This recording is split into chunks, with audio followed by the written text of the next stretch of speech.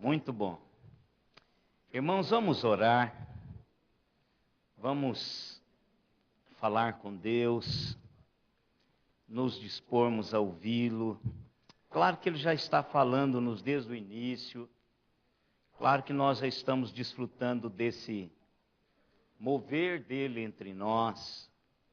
Mas agora nós vamos aquietar-nos diante da Sua palavra, pedir que Ele ministre poderosamente aos nossos corações. Vamos curvar, irmãos, as nossas cabeças e orarmos. Pai amado, obrigado por todos estes atos que já realizamos em Teu nome para o Senhor. Obrigado, Deus, por esse tempo que nós reservamos para cultuá-lo. Obrigado, Deus, porque nós temos a liberdade no nosso país, na nossa cidade, de publicamente adorar o Senhor. Queremos louvar-te por isso. Queremos louvar-te também pelo privilégio que nós temos da rede mundial de computadores. Podemos entrar em lares que nós não entraríamos de outra forma, a não ser, ó Deus, via internet. Obrigado, Pai, por esses queridos irmãos conectados conosco. Irmãos que já fazem isto domingo após domingo. Que o Senhor esteja, ó Deus, abençoando esta outra igreja, a nós vinculada, que nós ainda não conhecemos na sua totalidade. Mas o Senhor conhece. É a tua igreja, a igreja daqueles que são lavados e remidos no sangue do Cordeiro. Por isso, ó Pai, nós queremos tributar ao Senhor toda honra, toda glória e todo louvor pelo ministério desta igreja. Queremos, ó Deus, pedir que o Senhor continue desafiando-nos a vivermos vidas dignas diante do Senhor. Que o Teu nome seja o alvo das nossas vidas a cada dia da nossa existência. E agora, ó Deus, nós estamos dispostos em ouvi-lo. Que o Teu Espírito Santo ajude-nos a concebermos, a compreendermos a Tua palavra. Em nome de Jesus é que nós te oramos. Amém, Senhor. Amém. Irmãos, nesta segunda quinzena de março, nós vamos trabalhar sobre a crucificação de Cristo. O pastor Alexandre prega domingo que vem, também nesse tema.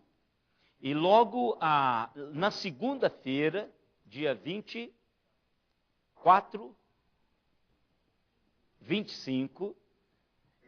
nós vamos começar a semana das 7 palavras da cruz.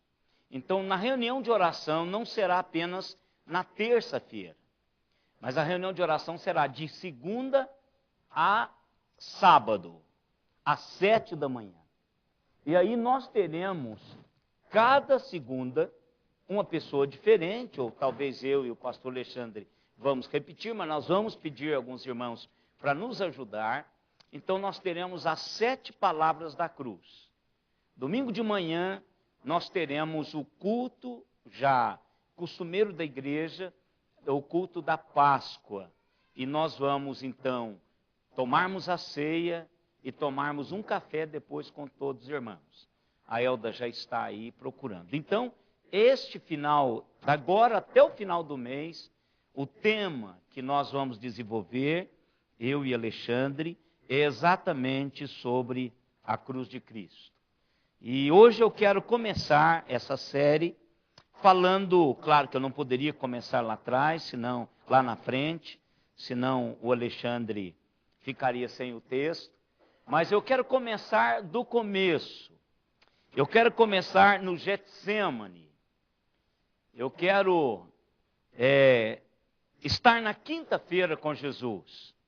E eu quero convidá-los a esse momento tão especial de Jesus Cristo. Marcos, capítulo 14, do verso 32 até o verso 42. Marcos capítulo 14, do 32 até o 42.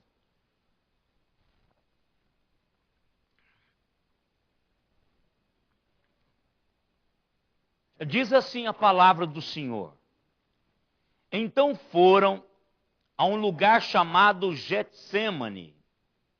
Ali chegados, disse Jesus aos seus discípulos: assentai-vos aqui enquanto eu vou orar. E levantando consigo a Pedro, Tiago e João, começou a sentir-se tomado de pavor e de angústia. E lhes disse: a minha alma está profundamente triste até a morte. Ficai aqui e vigiai. E adiantando-se um pouco, prostrou-se em terra e orava para que, se possível, lhe fosse poupada aquela hora. E dizia: Abba, Pai, tudo te é possível. Faça de mim este cálice. Contudo, não seja o que eu quero, e sim o que tu queres. Voltando, achou-os dormindo, e disse a Pedro: Simão, tu dormes? Não pudeste vigiar nem uma hora? Vigiai e orai, para que não entreis em tentação. O espírito, na verdade, está pronto, mas a carne é fraca. Retirando-se de novo, orou, repetindo as mesmas palavras.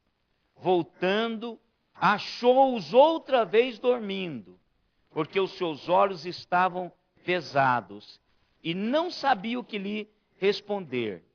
E veio pela terceira vez e disse-lhes: ainda dormes e repousais? Basta, chegou a hora. O Filho do Homem está sendo entregue nas mãos dos pecadores. Levantai-vos, vamos, eis que o traidor se aproxima. Irmãos, isto aqui, num cantinho de meditação, com a música evangélica orquestrada, bem tocada, e ninguém fazendo barulho em volta, isso aqui faz-nos entrar em terra santa. Faz-nos perceber a dimensão do sofrimento de Jesus, o que de fato Ele fez por mim e por você, morrendo na cruz do Calvário. Hoje eu quero convidá-los a estarmos com Jesus nesses momentos finais, em que Ele será preso e mais tarde crucificado. Jesus entra nesse jardim entre o período das 22 horas às 24 horas da quinta-feira. Até esse momento, irmãos, esta quinta-feira foi um dia muito cheio para Jesus. E claro que ele já sabia do que esperava. Mas eu tenho certeza de que o tempo passou muito rápido. Aquela quinta-feira para Jesus foi como aqueles dias que a gente tem de vez em quando, que a gente precisava de mais tempo, e nós queríamos mais tempo, que não chegasse aquele momento, mas ele chega muito mais rápido do que nós esperávamos. Aquele dia foi o dia do banquete da Páscoa. Logo no início ele começa toda aquela realidade do banquete da Páscoa, cumprindo, sinalizando que aquele momento seria um momento de celebrar a Páscoa, pregoada lá no Antigo Testamento, que estava fincado na história e na cultura do seu povo, para trazer a memória daquilo que ia acontecer há poucos dias dentro da realidade espiritual de Deus para o seu povo. Jesus também lava os pés dos seus discípulos. Ali Jesus mostra que o pacto das pessoas com ele é um pacto de serviço, é um pacto de rendição. Jesus se mostra para que ele veio, qual que seria o seu chamado maior, qual que seria aquilo que nos esperaria como servos do Senhor. Judas foi apontado, a ceia do Senhor foi instituída. A previsão de Jesus a Pedro da sua negação. Tudo isso, irmãos, na quinta-feira. Você já teve uma agenda cheia assim, e chega um momento que você está com aquilo na cabeça, e parece que todas as coisas está dizendo para você de onde é que vai chegar. Qual o desenrolar, igual a liturgia. Todos nós já sabemos o início, o meio e o fim litúrgico. Então, para Jesus, todos aqueles eventos estavam caminhando para a culminação da sua crucificação. Nós agora estamos com ele no Getsêmani, lugar de prensa de oliveiras, lugar que fabricava óleo. Era lá que estavam aquelas prensas que esmagavam a oliveira até produzir o óleo. Jesus vai para aquele lugar se preparar para um momento mais especial da sua vida, dada a natureza do que estava para acontecer com ele. Este parece ser o lugar apropriado, um lugar em que as olivas, o fruto da oliveira, eram prensados de tal maneira que o óleo ia escorrendo devido à morte daquele fruto da oliveira. Jesus também iria ser exprimido, no máximo, por assim dizer, além da sua capacidade humana de suportar. Aqueles eram os momentos finais de liberdade de Jesus Cristo. Quando olhamos para esse lugar, irmãos, nós precisamos de perceber que após o Getsêmani, todas as realidades que irão acontecer com Jesus é uma questão expressa da vontade absoluta de Deus o Pai. E não só são realizados dentro dessa vontade expressa de Deus o Pai, mas são realizadas e abraçadas por Jesus voluntariamente, como um projeto de vida. E por que não dizermos como um projeto de morte? Jesus encara esse momento muito especial, que eu e vocês usufruímos hoje das realidades benditas do Getsêmani. O Getsêmani, irmãos, nos ensina que o reino de Deus é inserido apenas por meio da negação da própria vontade e a afirmação da vontade de Deus. O Getsêmani nos ensina que o reino de Deus é inserido apenas por meio da negação da nossa própria vontade, ou negação da própria vontade humana e afirmação da vontade de Deus. Por isso, irmãos, a cruz ocupa o centro para a compreensão do reino de Deus. sem a cruz, nós não entenderíamos a dimensão de tudo quanto Deus quis fazer e fez, de tudo quanto Jesus, como filho desse Deus, assentiu e assumiu a responsabilidade até a morte, e morte de cruz, por mim e por você. Uma vez, irmãos, que a essência do reino de Deus é a nossa obediência à vontade absoluta de Deus, entendemos que isso só pode acontecer quando trazemos a nossa vontade ao pé da cruz. Quando nos rendemos ao Senhor a nossa vontade. Nenhuma vontade própria pode viver sem contestação do reino de Deus e da cruz de Cristo. O Getsemane traduz para mim e para você essa negação da minha e da sua vontade e a afirmação absoluta da vontade de Deus. Se Jesus tivesse escapado da cruz, não teríamos oportunidade de usufruirmos da vida eterna.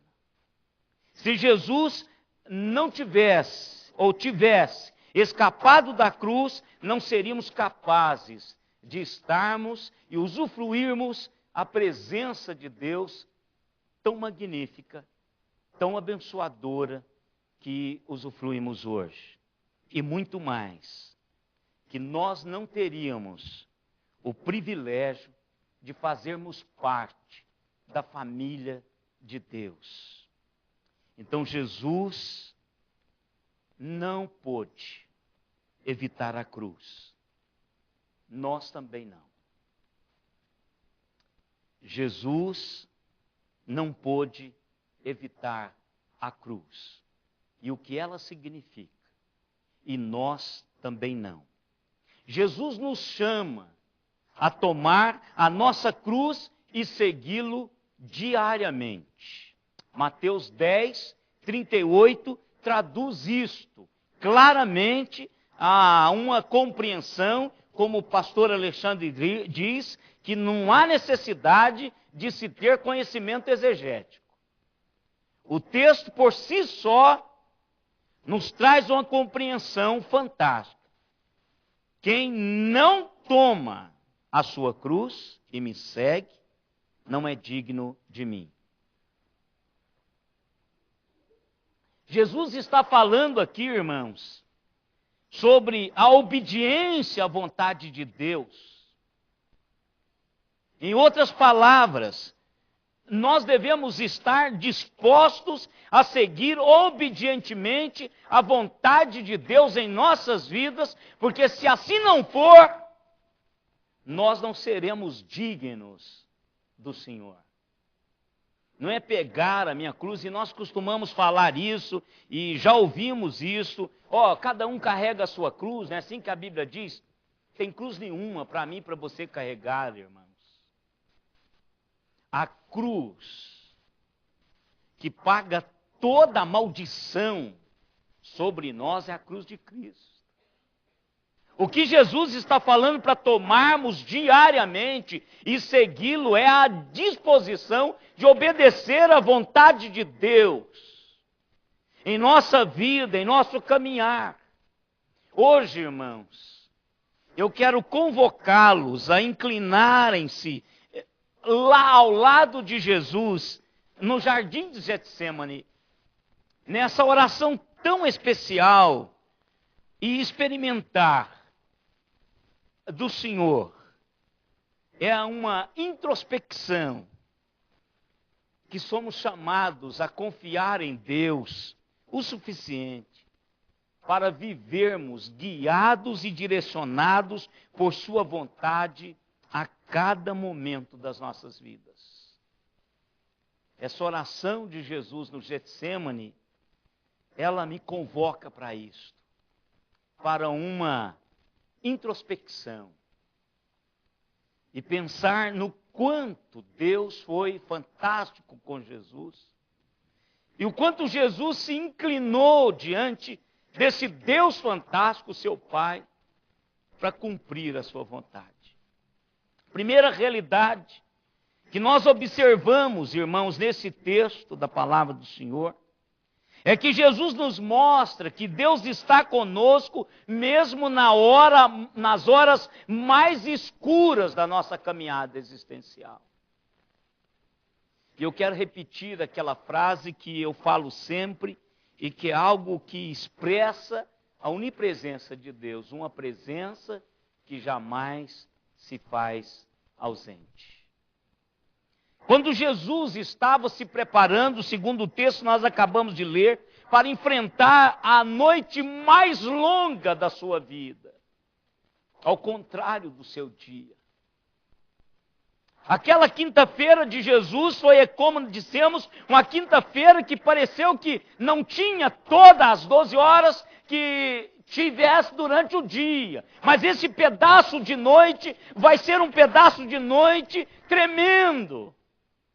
Essa madrugada da quinta-feira vai ser uma madrugada que o Senhor Jesus Cristo vai experimentar dores profundas da alma, do corpo, do emocional, de tudo. Porque Jesus estava esperando provações tremendas, pelas quais ele não sabia ainda a dimensão dessas provações. Não sabia. Ele sabia que passaria por elas, mas não sabia a dimensão delas. Jesus iria ser espancado, ultrajado, humilhado. E por fim, quando as suas forças não estivessem mais com ele, ele seria crucificado. Então tudo isso, irmãos, iria tornar aquele restante de noite, aquela madrugada, até as 3 horas da tarde da sexta-feira, os momentos mais angustiantes de Jesus. Sabedor disso, Jesus tira um tempo para falar com o Pai. Modelo fantástico. Nós já estudamos Jesus como modelo de oração. Quando as coisas estão além da nossa capacidade de suportar, não há um caminho melhor do que o caminho da oração. Jesus está preparando-se para completar a sua missão. Ele acha um tempo para orar. Jesus poderia fazer muitas coisas naquele último dia. Jesus poderia fazer muita coisa naquela última noite. Poderia pregar, poderia curar, poderia fazer o que ele quisesse, ele tinha liberdade para fazer isso. Contudo, Jesus gasta esses momentos finais da sua liberdade em uma comunhão íntima com o seu Pai, em oração. Jesus entra no jardim e pede para seus discípulos ficarem sentados ali, porque ele iria retirar-se para orar. Isto, irmãos, expressa o primeiro ponto desta oração, que esse tempo de Jesus seria uma solidão aflitiva, seria algo solitário que só Jesus poderia experimentar. Ele diz aos seus colegas: olha, fique aí, sentam aí, porque eu preciso orar ao Senhor. Embora o colégio estivesse informado daquela realidade da cruz de Cristo, daqueles últimos momentos, porque Jesus não escondeu isso deles, mas parece que eles ainda não estavam apercebidos da dimensão, quanto muitas vezes nós não estamos, daquilo que estava para acontecer. E Jesus, irmãos, na agonia da aceitação da vontade de Deus, ele não teve ninguém que pudesse estar ao seu lado. Até aqueles 3 especiais. Porque Pedro, Tiago e João eram especiais. Porque lá atrás Jesus já havia dado a eles o privilégio de acompanhá-los numa prévia do que seria aquele momento do Getsêmani. Pedro, Tiago e João são aqueles que estiveram lá no monte da transfiguração. Pedro é aquele que diz: Senhor, vamos ficar aqui. Vamos fazer uma barraca, eu vou fazer uma barraca para o Senhor, para Moisés, para Elias. Nós vamos ficar no relento, não tem problema. O fato é que esse lugar não é o lugar para se deixar. Então esses 3 eram pessoas especiais. E Jesus precisava de um apoio moral. E eles se dispuseram a ir com Jesus. E Jesus os leva até o jardim. Mas Jesus estava passando por uma angústia tremenda. Porque Jesus já estava começando a perceber que havia algo muito maior em batalha do que ele esperava que fosse. Porque ele ainda não tinha experimentado aquilo ainda, irmãos. Jesus está sozinho. A palavra que Marcos usa e que Lucas usa são palavras angustiado, perturbado, descreve um intenso sofrimento emocional, psicológico e espiritual que Jesus estava experimentando sozinho. Precisava de um apoio, e aqueles que eram para dar o apoio, o Senhor não podia dar o apoio. Nós poderíamos simplesmente, irmãos, e sem ferir de maneira nenhuma o texto sagrado, traduzir essa palavra de horror como horror e desânimo. Aquela assim que você fica apavorado com o que se descortina, e faz uma leitura de si mesmo e diz: como é que eu vou conseguir vencer essa realidade? Como é que eu vou conseguir chegar a bom termo diante desta realidade? E isso expressa, irmãos, o que Jesus estava experimentando. O alto nível de tensão que Jesus estava experimentando. E a palavra de um médico, irmãos, Lucas, o doutor Lucas, capítulo 24, verso 44, aliás, 22, capítulo 22, verso 44, descreve o nível de tensão em que Jesus estava enfrentando. É uma leitura de um médico. Ele conhece toda a fisiologia humana. E estando em agonia, orava mais intensamente, e aconteceu que o seu suor se tornou como gotas de sangue caindo sobre a terra.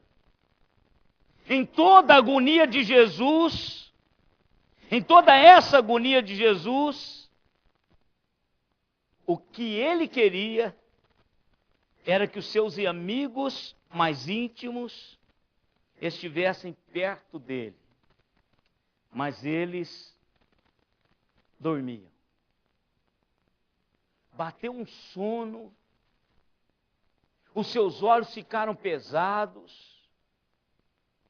E outra coisa, irmãos, eles não tinham hábitos diurnos, eles eram pescadores.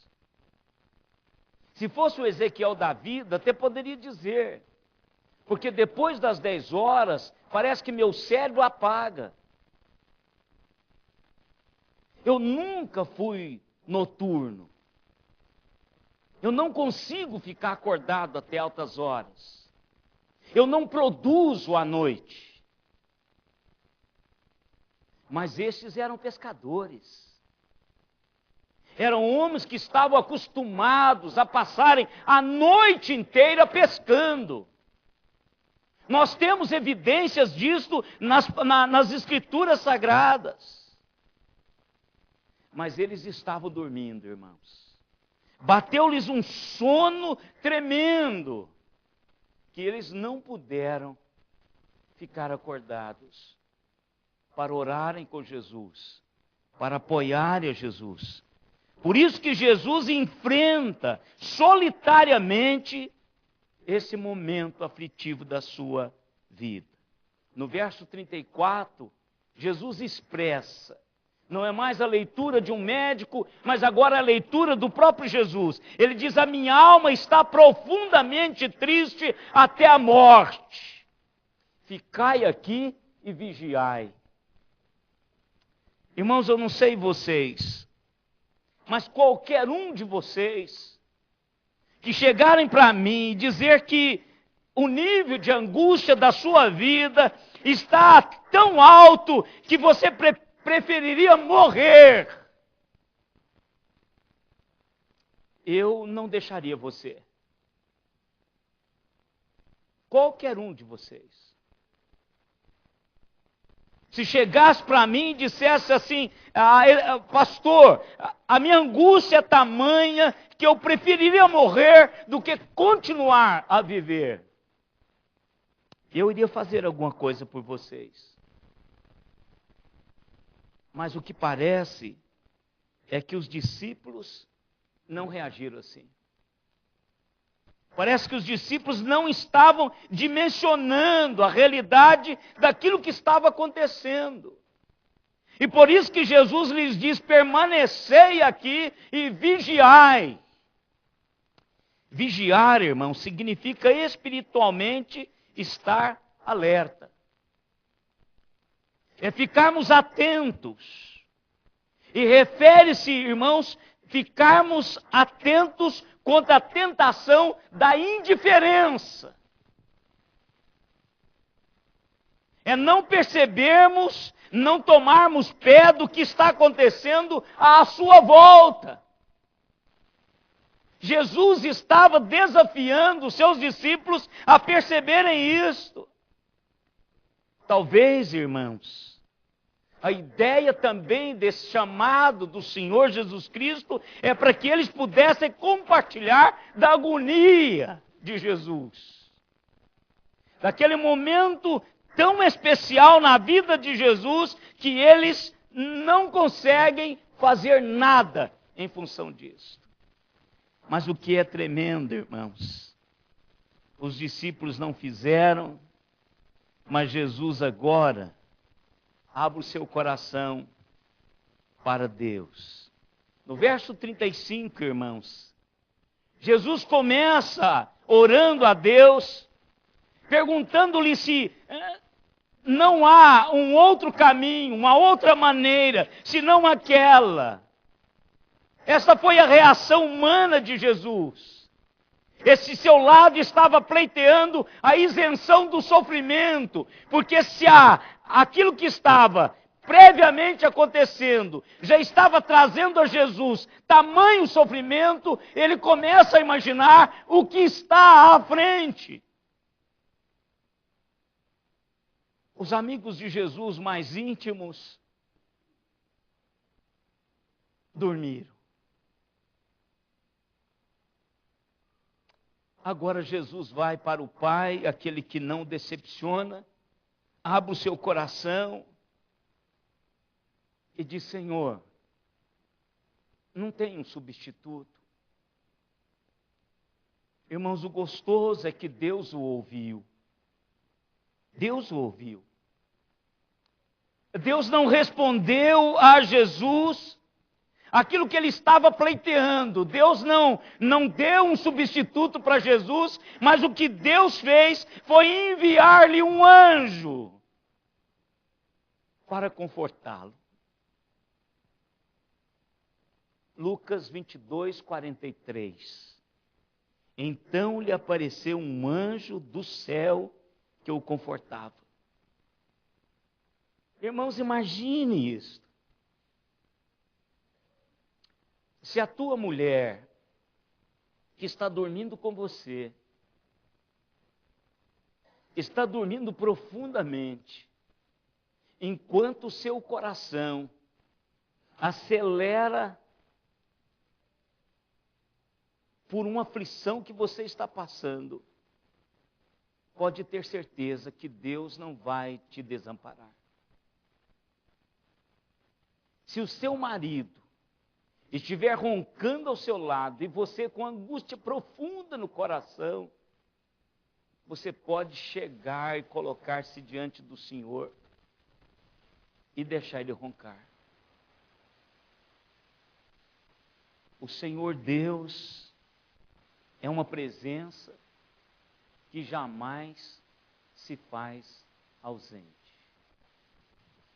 Mesmo nas horas mais escuras, as pessoas mais íntimas nossas podem nos abandonar, podem dormir enquanto sofremos, podem não dimensionar o que nós estamos aguentando de pressão, de angústia, de temor, mas Deus sabe tudo.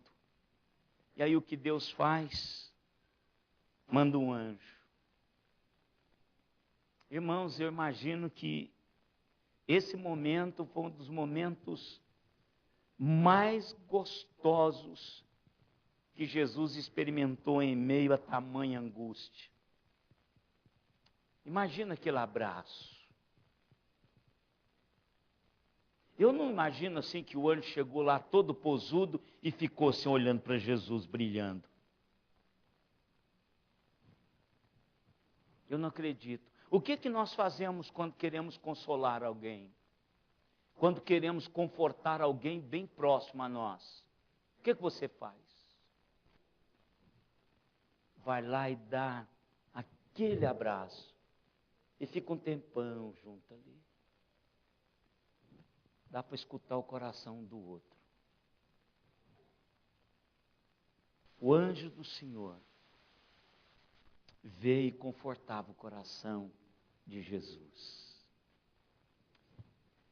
Segunda realidade que nós aprendemos, irmãos, é quando Marcos relata no verso 36 do capítulo 14, que na sua oração Jesus dizia: Abba, Pai, tudo te é possível, passa de mim esse cálice. Contudo, não seja o que eu quero, e sim o que tu queres. Jesus, irmãos, nos mostra a profundidade da relação que Deus deseja ter conosco.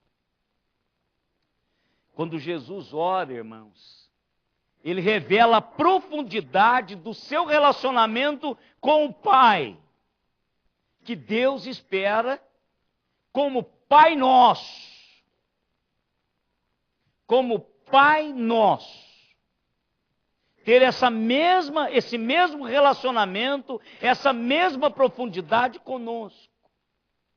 Não é fácil, irmãos, agarrarmos, compreendermos, concebermos essa ideia.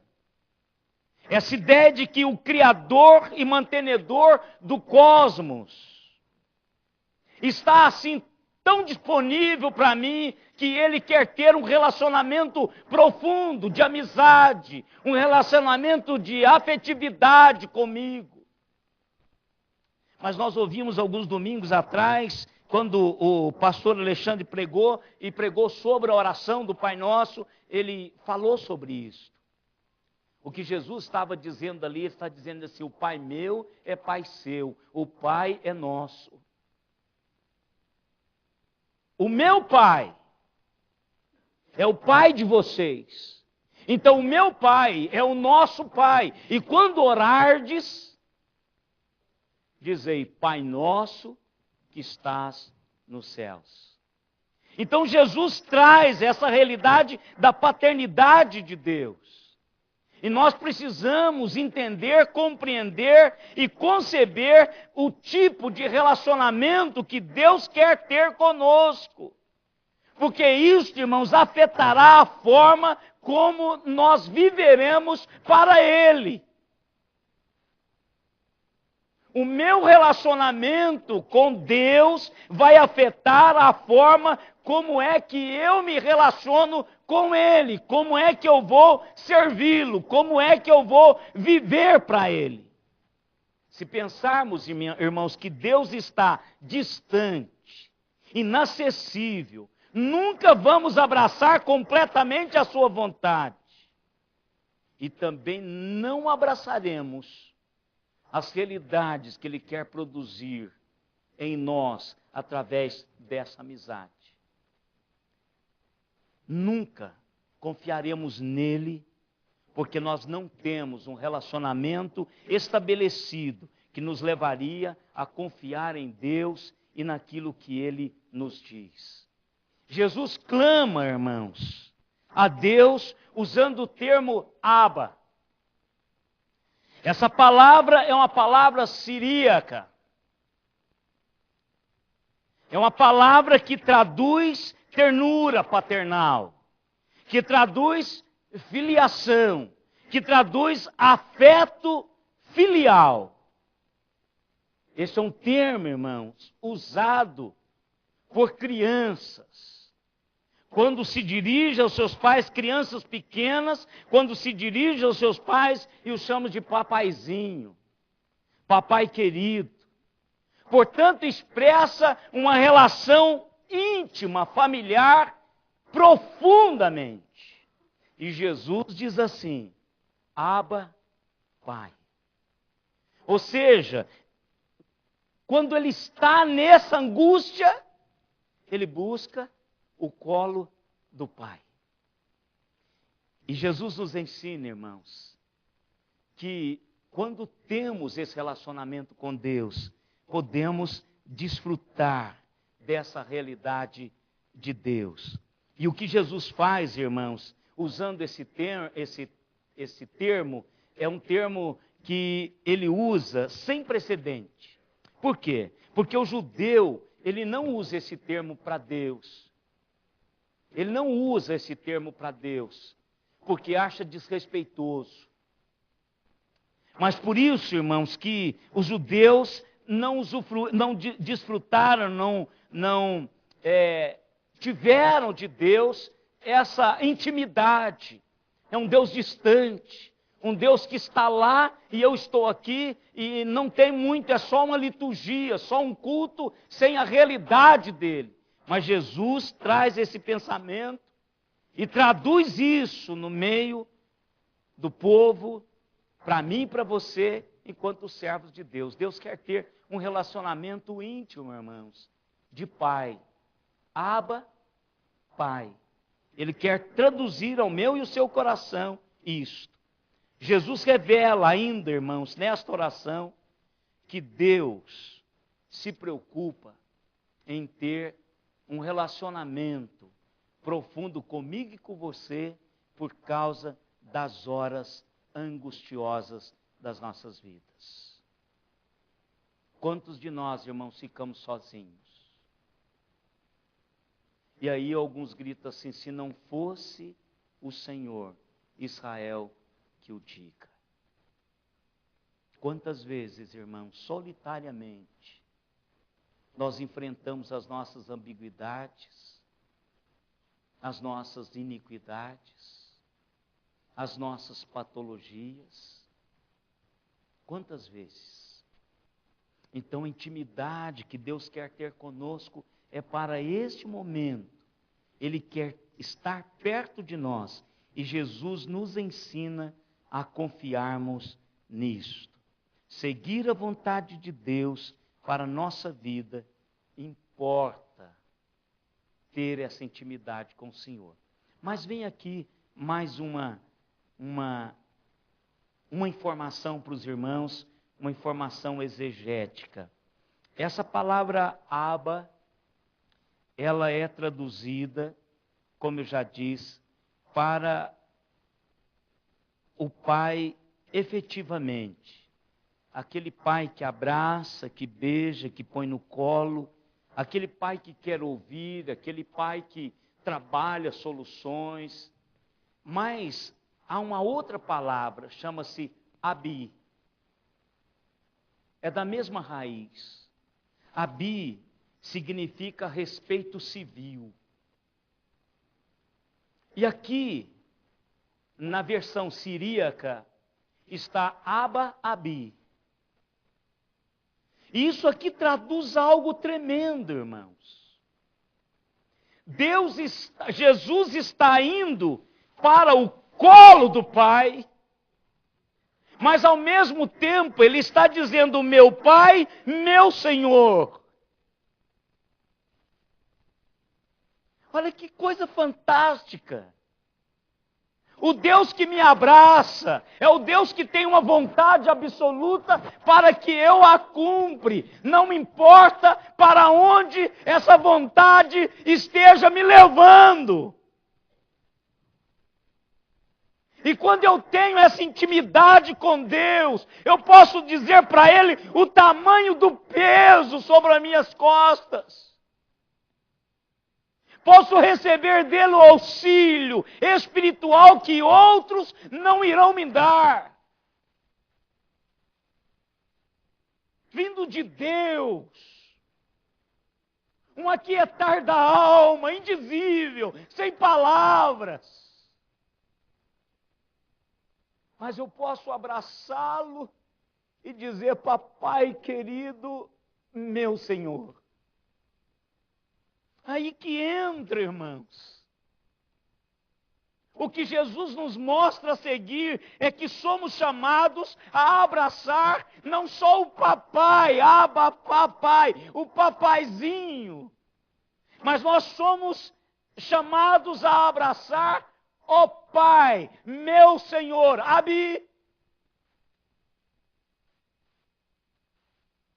Abraçar a vontade de Deus. Esse é o desafio da palavra do Senhor. E dizia: Aba, Pai, tudo te é possível, passa de mim esse cálice, contudo, não seja o que eu quero, e sim o que tu queres. Jesus reconhece que para Deus todas as coisas são possíveis. E Ele sabe disso numa dimensão muito maior do que eu e vocês, do que todos nós juntos. E Ele diz: já que não tem uma outra maneira para realizar a grande tarefa de salvar a humanidade, Jesus disse: então é comigo mesmo.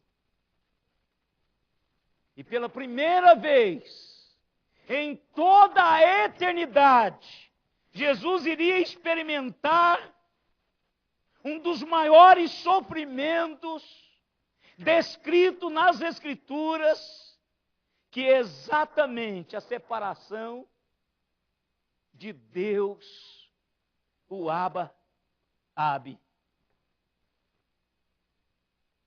Ele iria por alguns momentos quebrar essa realidade. Embora, irmãos, todas as coisas sejam possíveis para Deus, Jesus sabe, quer ensinar para mim e para você, que a vontade dEle é que é importante. Que mesmo que eu não entenda tudo, que mesmo que eu não esteja totalmente preparado como achava que estava, mas eu estou disposto. Senhor, eu quero que a tua vontade seja feita na minha vida, que o Senhor traduza no meu coração e na minha existência a realidade da tua vontade. Irmãos, este caminho da comunicação com Deus, que nós chamamos de oração, não foi aberto para obter de Deus uma mudança de ideia. Embora isso tenha sido pregado por vários lugares e por várias pessoas. Esse caminho da comunicação com Deus, desse colóquio com Deus, não foi aberto para mudarmos, para fazer com que Deus mude de ideia. Mas foi criado, irmãos, para que alinhássemos os nossos desejos, as nossas vontades aos desejos e vontade de Deus. É isso que Jesus está fazendo. Jesus expressou para ele o tamanho do seu sofrimento, a realidade de se não tenho outro caminho, mas ao mesmo tempo Jesus entende que a vontade de Deus é o que se deve ser feito, e o que ele tem que fazer é unir a sua vontade, o seu desejo, ao desejo e à vontade de Deus, para que a salvação da humanidade se concretize como foi planejado lá na eternidade, no beneplácito da sua vontade. Jesus conhecia a vontade de Deus e era o que precisava ser feito, mesmo que fosse difícil de realizar. Mesmo que doesse, mesmo que trouxesse à sua vida dores que ele não tinha ainda sentido. Nossa vida deve ser fazer a vontade, historificar a vontade de Deus em cada um de nós, em todo o tempo. Se Jesus não pôde evitar a cruz, muito menos nós. De certo modo, podemos evitar a cruz no seu sentido literal, porque Jesus já carregou a nossa cruz. Mas o chamado é para tomarmos diariamente o compromisso de obedecermos à vontade de Deus.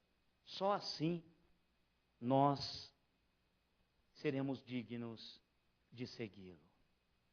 Só assim podemos usufruir todo o tempo.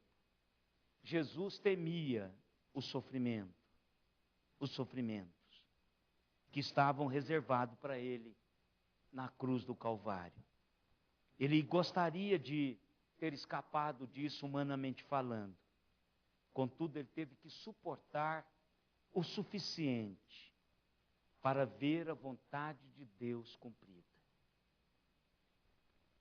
Eu e vocês, hoje, já usufruímos dessa obediência de Jesus. E nos gloriamos na cruz. Nos gloriamos na cruz.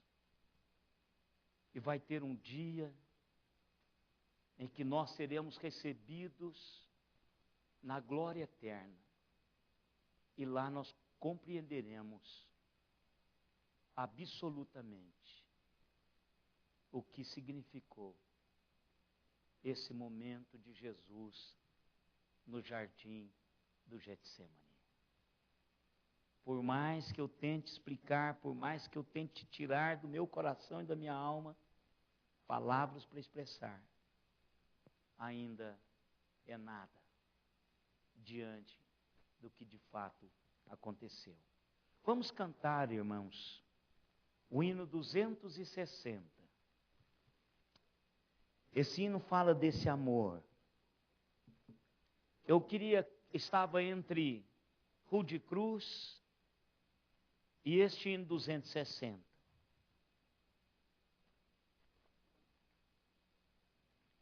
Mas esse 260 expressa a minha alma esse amor que levou Jesus a descer, a morrer, a padecer para resgatar a minha alma. Então eu queria cantar com os irmãos esse hino para terminarmos esse momento de reflexão na palavra do Senhor. E eu espero que os irmãos levem para casa a dimensão do que Jesus quis nos ensinar nesse texto tão bonito da palavra de Deus. Vamos colocar em pé, irmãos. Amor que por amor desceste.